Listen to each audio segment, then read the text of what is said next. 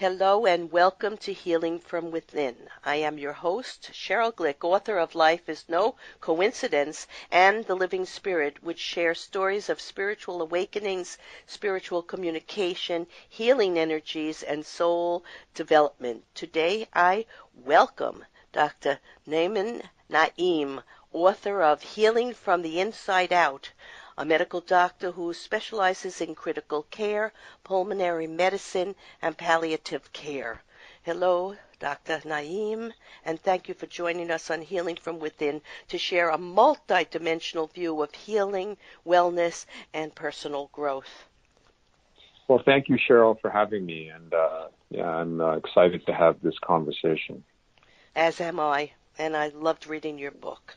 As listeners of Healing from Within know, and as the title of the show suggests, Healing from Within, we are multidimensional beings of energy, spirit, body, and mind, and as such, healing is based on understanding the inner wisdom of our soul essence, spiritual energies, and embracing this inner awareness of life for greater health, prosperity, a purposeful life, and always moving past fear and limitations to embrace new opportunities and insights. In today's episode of Healing from Within, Dr. Nauman shares how often patients develop chronic illness and are led to believe they will just have to accept their diagnosis.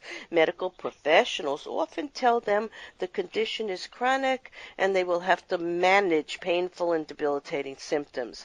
Dr. Nauman, with a foreword from Dr. Bernie Siegel, explains this is a false mindset and a failure to engage the spiritual and emotional side of healing. We will also discuss how the mind and our patterns of thought may sabotage our healing journey, and will practice exercises that focus on positivity. We will also discover the power of the mind to transcend physical limitations. I always love to begin each show by asking my guests to think back to their childhood and to remember a person, a place, an event, or something that may have given them or other people around them some insight into the future life path they would explore and the values perhaps and lifestyle that would be important to them as an adult. So think back for a minute. Tell us something about yourself as a kid. One thing that has defined not only my childhood but my entire life has been an intellectual curiosity and a desire to seek knowledge. I've always been a seeker and an explorer, and this played out, through excelling academically. And it wasn't just within, the confines of academics and the school system. I mean, I would seek out knowledge wherever I could find it, from my elders, from reading books on my own, and from many sources. And it was at that time that I got really interested in human potential and human behavior. That interest was catalyzed by one time I was in a bookstore, and I was in the self-help section, and I came across a book by someone who I didn't know at the time, who we all know, Tony Robbins. I believe it was Unlimited Power, and it literally fell off the shelf. And I was looking at these books. And I read that book when I was 15 or 16, and it blew me away. I mean, the things he was talking about, how he transformed his life. And that really catapulted my journey to diving deeper into this whole world of transformation of consciousness and metaphysics by reading other authors, Wayne Dyer, Deepak Chopra, Eckhart Tolle. I mean, the list goes on and on. So the thing that has defined my life has been the fascination with human potential, human behavior, and what we can achieve. You know, listening to you talk, I was the same type of kid. I was in the gifted class. I accelerated. Mm-hmm. I was in college by 17, and I had many questions like, who are we? What is life about? I studied Right. religion and philosophy and science, and Mm-hmm. I had a lot of questions, and I knew a lot of the information being given to me by perhaps teachers or parents or Mm-hmm. people in my life was just not enough. There was something inside, like there was almost an emptiness that wanted to Right. be filled with the truth. The truth was very, very important to Right. me. So I understand that. I have another coincidence with you. You say Yeah. that you were accepted into an internal medicine residency in Cleveland, Ohio. Yes. Now, my dad studied podiatry in Mm-hmm. Cleveland, Ohio, and I always Okay. remember him telling me about he was from New York, and being Jewish, he was looked at as an oddity there. So Okay. I kind of Yeah. I kind of thought that you may have also felt a little out of place in some places, maybe from Oh, childhood, yeah. because you were very unique and gifted. My father was in Right. college at like 15. He was also very bright and Wow. gifted. So, Yeah. yeah, so I thought you'd I, like to hear that coincidence. no, that's Nothing's a yeah. coincidence anyhow. It's just No. a message from spirit to show us how connected we really are. Yeah. No, definitely. No, that's an interesting story. And then speaking to what you said, I mean, from a young age, the other thing I started to realize, I really questioned, society's model of reality and what we took as real and what's the truth.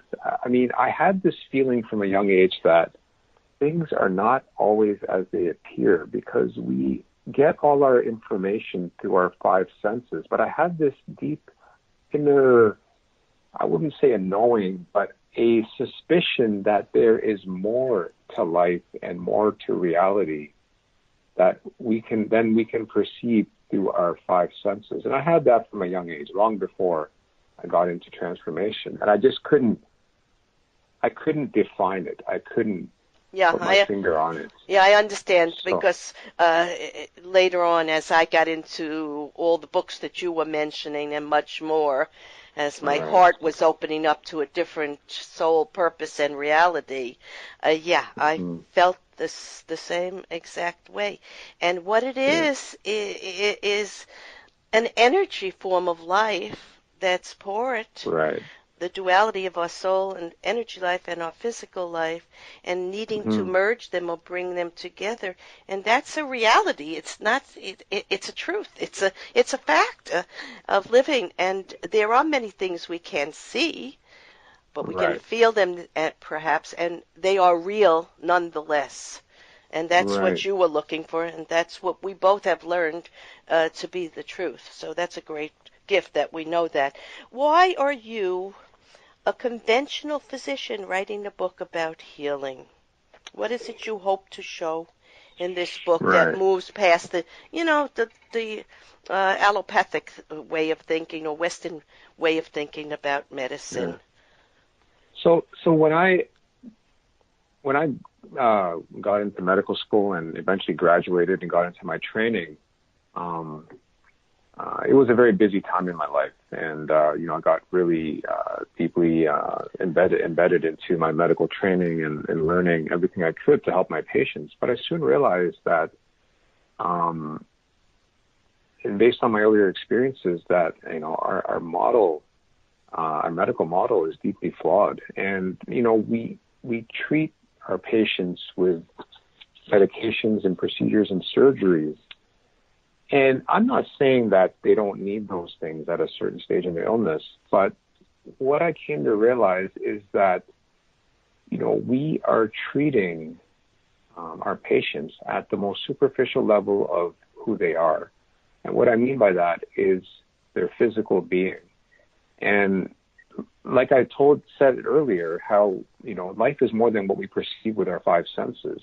Well, the physical is what we can perceive with our five senses, but we are multidimensional beings with several levels of existence, which include the mental or the mind. There's our emotions, the emotional self. There's the vibrational self, which refers to our energy. And there's the spiritual self. And I soon realized, because of my earlier experiences diving deep into transformation and consciousness and metaphysics, that medical school only teaches us how to deal with that most superficial level. And this played out in seeing my patients stuck in the paradigm of chronic disease and being told that, this is it. They're not going to get better. There's no way to heal. And I knew that that was not the truth. That's just what was being taught to us as medical students, as residents, and what we in turn imparted to the patients we cared for. And I rekindled, I had gotten busy, so I had left kind of my earlier interests, but I got back into applying what I had learned about human potential and behavior to chronic disease. And I've always been fascinated with the medium of a book. I've always wanted to write a book. I just didn't know what I would write about because it seemed like everything had been written about. And, then I came up with this idea, well, now that I'm starting to explore this at a deeper level, I should just write about this and see if I can publish a book. So I started that journey many years ago. And, I reached out to Bernie Siebel to write my foreword, and I got the greatest compliment from him. When I sent him my initial manuscript, what he said is that I felt like I was reading one of my own books. Absolutely. I was deeply complimented by that. And then, the book got published last September, and it's out now. So it was my own desire to uncover how we can truly heal instead of living with the current healthcare paradigm of having to suffer with chronic illness throughout our whole lives, which I know we don't have to do. Absolutely. Yeah. I have interviewed many physicians and surgeons, including Dr. Eben Alexander, who had a near-death experience, and Dr. Vernon Sylvest, and Dr. Raymond Moody, and Dr. Miguel Ruiz, who was a surgeon and shaman. He was a surgeon, but he went back to work more with the metaphysical energy as a shaman. And so many spiritual psychologists, and they all approach healing from a mind-body-spirit perspective, as you do, just as we're talking about here. And I would think it's like anything else. It's an evolution of watching that if something's not working most effectively with all your training, medicines and surgery, that you need to focus on a bigger, the whole human being, a bigger perspective to finding out what's the cause of the disease. And it could lie very deep at a cellular level due to a trauma either in this life or before this life. And I absolutely love the way you're expressing that. And if we go on, we're going to understand what's true healing. So what is true healing? So how I define healing is cultivating and integrating all the different levels of who you are to create the optimal environment for your chronic disease to be treated effectively. So I've already mentioned this, but I'll go over it again. When I talk about the different levels of who we are, we all know the physical, but there's also the mental, and the mental is the mind, and that's divided into the conscious and the subconscious mind. And the mind is where our thoughts originate, but we are not our thoughts. That's just an aspect of who we are. Often we identify with our thoughts, and that becomes a problem because a lot of what we think is negative, and negative thinking, I think, is one of the greatest epidemics facing our planet. It's negative thinking, and so that's one aspect of ourselves that we have to cultivate. Then there's the emotional self, and emotions are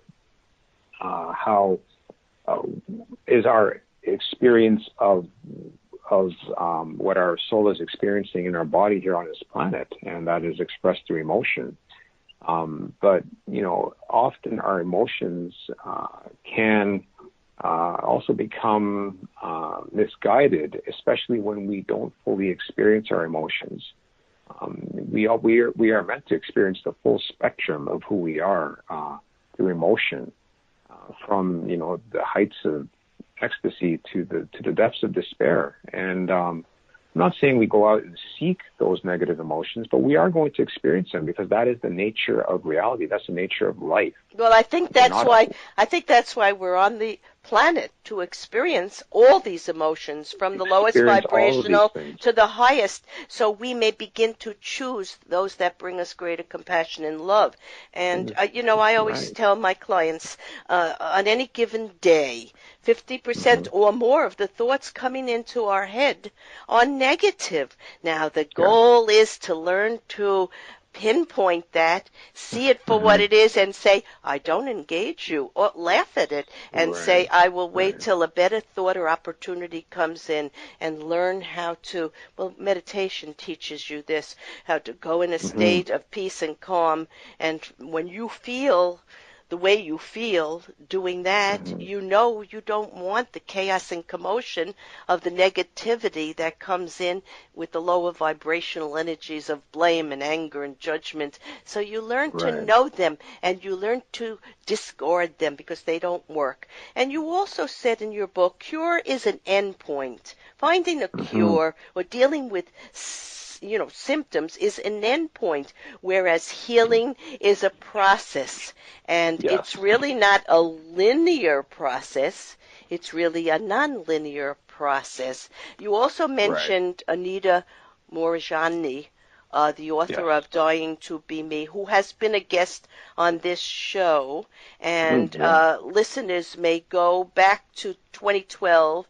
The show is October 15th, 2012, and it's titled For Healing, Conquer Fear, Conquer Death. So I love talking to her, and I'm sorry that she had to go through her near-death experience and be so sick for 4 years with cancer. But she learned something from that experience. Can you tell her what she learned? You expressed it very, very well. What she really learned, Yeah, so the thing is, for those who don't know the story, Anita Moorjani was suffering from a type of lymphoma, and she was literally on her deathbed. And I read her book a couple of times, and then what happened is that she had this realization of her true nature, of who she truly is, beyond thought, beyond mind, beyond emotion, beyond the body, beyond everything. And she had this realization of herself as unconditional love, as her true nature. And it was when she had this realization that she healed. She healed. Yeah, she had a spontaneous healing, actually. Spontaneous, what modern medicine calls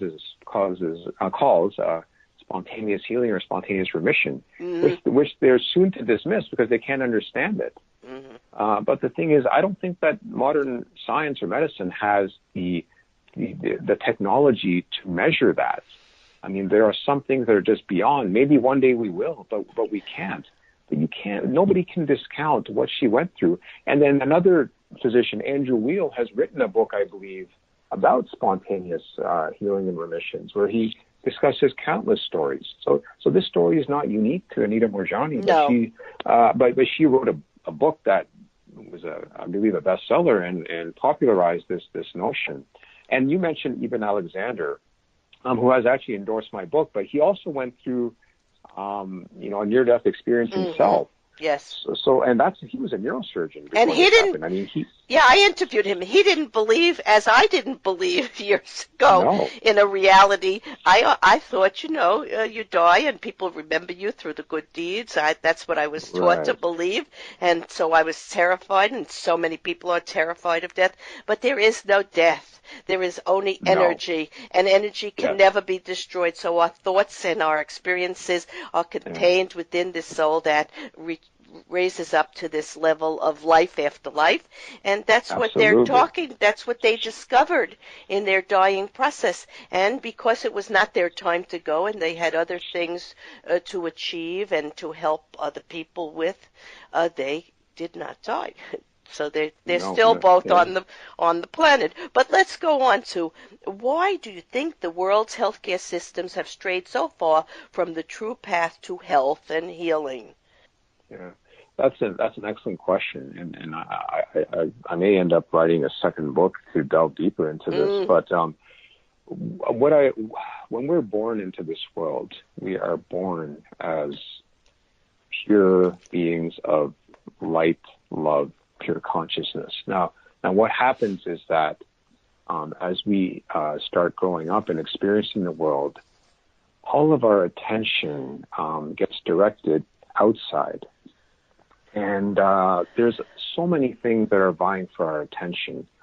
And, we have so many influences on ourselves. We have our parents, our extended family, and we have our school system, the education system. We have our peers. We have the media. We have popular culture. We have advertising, marketing, all these things that are literally conspiring to take our attention away from who we truly are and direct us outwards.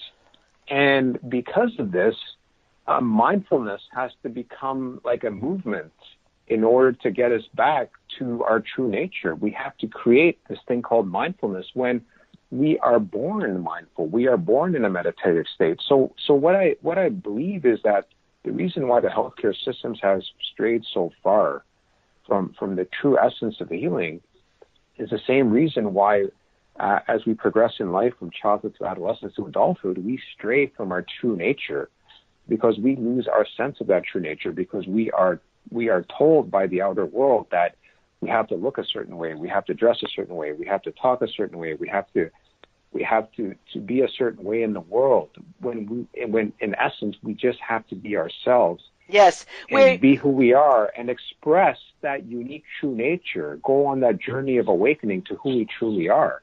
And I think it's the same reason why the healthcare systems have strayed from the essence of healing. absolutely.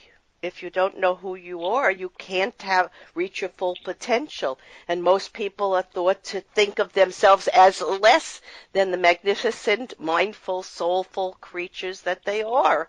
You're absolutely right. And in relationship to this thought about energy and an understanding of the universal laws of energy, which is necessary to achieve this multidimensional or holistic healing, in my book, The Yeah. Living Spirit, I wrote this. Well, my practice centers mainly on Usui Shiki Ryoho, a Japanese spiritual Reiki healing system. I have studied several other healing modalities, all of which have enhanced my spiritual growth, as well as an understanding of the value for allopathic and natural alternative medicine to be used in conjunction with each other. The central message has been that all healing methods work with the God source energy within us. Many Correct. teachers and mediums have told me there are healing energies, call them angels, loved ones, or ancestors, present in our environment, and all energy healing treatments tap into a person's natural ability to receive and realign their energies to these and other universal healing sources. So again, there we are. We're much more than the physical body, and we have much more help in the universal energies in other layers of life. And when we call on them, spontaneous healings can happen. It's not done alone. It's not No. done alone. It's done with the cooperation and the needs of our divine soul plan and universal plan all at once. So, Right. yeah, I think that's what needs to be brought back into our educational system, our medical Yeah. system, our legal system, our governments, the fact of knowing who we are and respect for all people and all ideas and all values, instead of so much negativity and blame and anger at other Right. people who think out of the box, perhaps. Right? Exactly. Yeah, because if I were to sum up my book in a phrase or two, I would say, healing from the inside out is all about essentially just awakening to our true nature. It's that aspect of ourselves that can't be defined, that can't be that unknown. And one of the steps in my healing journey and the healing path and the chapters is called embracing the unknown.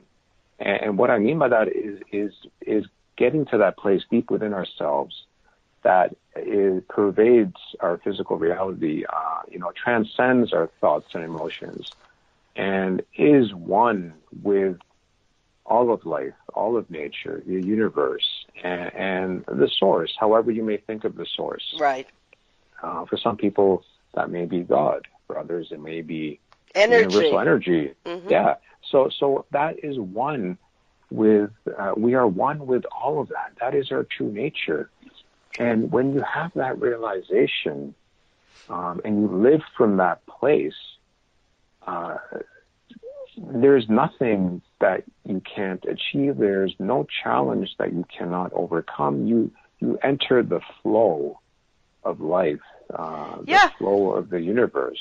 And in your book you wrote, hopefully more will realize that we essentially have a foot in two worlds, but most of us do not realize this. You wrote this, the secret to healing and reaching our full potential is to acknowledge the higher spiritual aspects of our being and to harmonize this with our physical selves. So that is the goal in every aspect of our human and divine learning cycles. So I want to thank you, Dr. Nauman, author of Healing from the Inside Out, for a straightforward, necessary, and fascinating, incredible journey to the emotional, psychological, and spiritual roots of disease. This book has the potential to not only transform your approach to your chronic illness, but to life. For more information and to purchase this book, go to Nauman, Nauman, Naeem, NAEEM.com. In summarizing today's episode of Healing from Within, it has been my distinct pleasure to have Dr. Naeem show his profound love of life, humanity, looking with clarity and truth to understanding human and spiritual or energetic aspects of life in the hopes of taking us from a false illusion of self to the core essence of who we are, therefore harmonizing all aspects of our being, so any illness may be confronted by a host of emotional, psychological, physical, and spiritual support systems. As Dr. Naeem wrote, if all aspects of life in the universe thrive in a state of flow, then it only makes sense that you as a human being on this planet can only thrive in a state of flow. As I have already discussed, all of our bodily processes from the subatomic level to the organ system depend on the flow in order to maintain a healthy state. Flow is our natural state, but modern life easily takes us out of this state with all of its demands, pressures, and distractions. So how do we maintain flow in every aspect of our being? You do this by being in the moment. The moment is where the past, present, and future coalesce in the now. The moment is where all separation ends between one human being and another. The moment is where you are one with nature and the entire universe. The moment is where there is complete synchronicity in all aspects of your life. The moment is when you transform time. When you transcend time, you transcend cause and effect, which is the usual paradigm of disease manifestation. Dr. Naeem and Dr. Bernie Siegel and I would like you to know that you can't separate your life, your lifestyle, emotions, and traumas from childhood, from your thoughts, actions, and ultimately your health. You are the protector and creator of your health, and as you learn to love yourself and find within ways for creating more meaningful relationships and for creative outlets, you will want to resonate in goodwill, kindness, and truly enjoy a more purposeful life. These are the keys to healing and to reversing so many diseases our modern day world is plagued with. I am Cheryl Glick, host of Healing from Within, and I invite you to visit my website, CherylGlick.com, to hear authors, visionaries, spiritualists, scientists, metaphysicians, educators, lawyers, musicians, and artists, indeed people from all walks of life, share a view of the universal laws of energy and ways to improve life, both personally and collectively. Shows can also be heard on webtalkradio.net and dreamvision7radio.com. Thank you.